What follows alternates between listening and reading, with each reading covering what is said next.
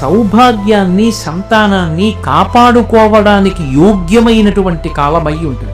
గరుడ పంచమి, నాగపంచమి అని 2 పేర్లతో పిలువబడుతుంది. పాము నాగ దేవతగా సంతానకారకత్వం దగ్గర నుంచి పాము అనేక విషయాల్ని మనకి ప్రబోధం చేస్తుంది. అది సంసారగ్రస్తమైనటువంటి జీవుణ్ణి సంసారము నుండి విడుదల చేస్తుంది. విడుదల చేసి ఉన్నత పదం వైపుకి నడిపించడానికి సంకేతం పాము. గరుడ పంచమి, గరుత్మంతుడు ఏం తీసుకొస్తాడు?